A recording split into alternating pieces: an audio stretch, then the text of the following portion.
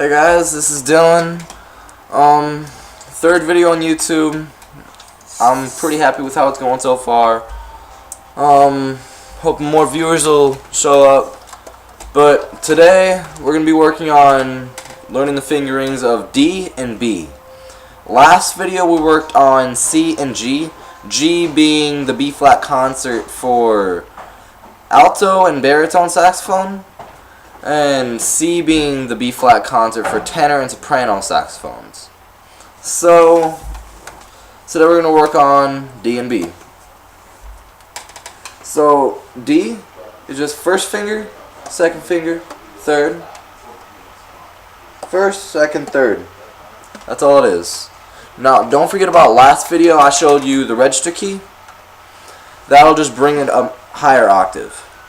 So as you add more fingers into your note, then it's going to start getting lower. Now C is higher than G, and G is going to be higher than D. So match my pitch with high D. So you got to add the register key with 3 and 3.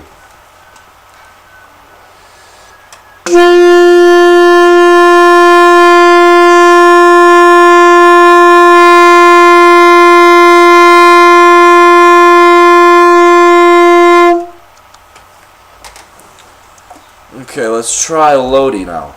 Now this one's a little bit harder to get out. You might not get it first because most people, for beginning, they'll put too much jaw into their mouthpiece.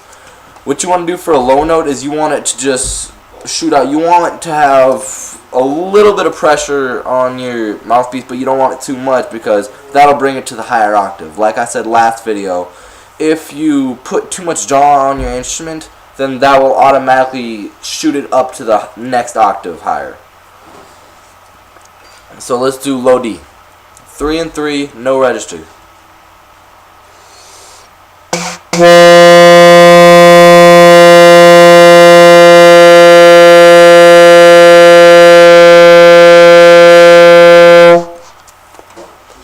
Now, as you can see from when you play, it takes more air to do that, to play a low D than the high D.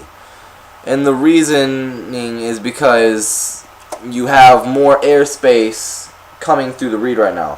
Whenever you put more pressure on the reed, it closes it, and that will make it shoot to a higher pitch. So the next finger we're going to be working on is B.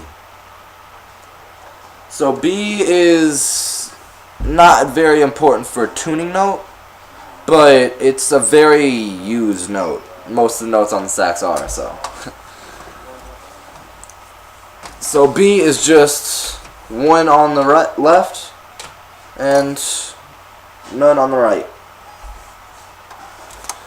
Now what we're going to be doing is I want you to match my pitch at mid B, which would be no register key, it's just the one. I'm going to show you guys low B and high B, or just low B pretty much later, because high B is pretty much just to add the register key. So let's play mid B. 1, 2, ready, go.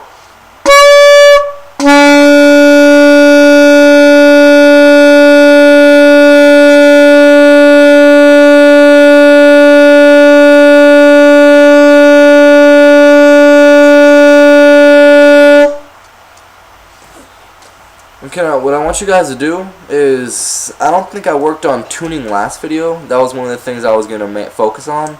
So what I want you to do is tune with me on the G if you have an alto with you, or the C if you have a tenor with you. Don't forget, G is 1, 2, 3, and none. And C is just 2, and none. Okay? So if you're tenor or soprano, again, play C. If you're an alto or bari sax, just G. 1, 2, ready, go.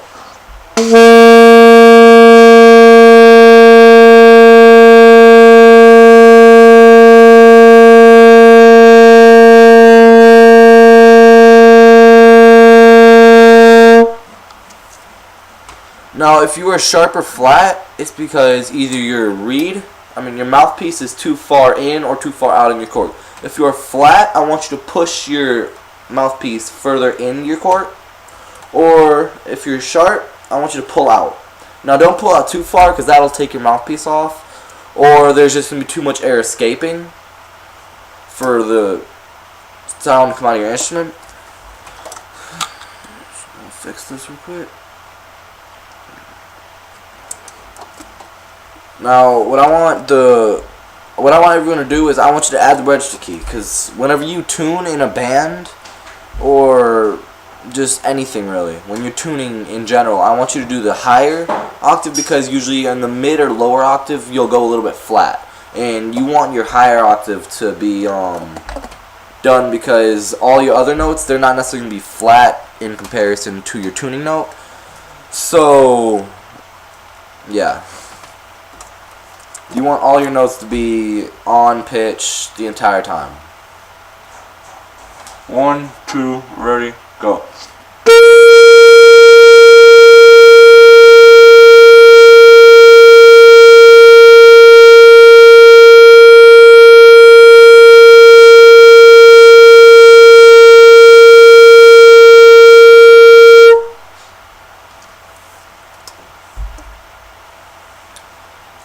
Okay, awesome. Please subscribe. Any comments, any critics, any criticism, I'm welcome to any comments you guys have. Please comment below.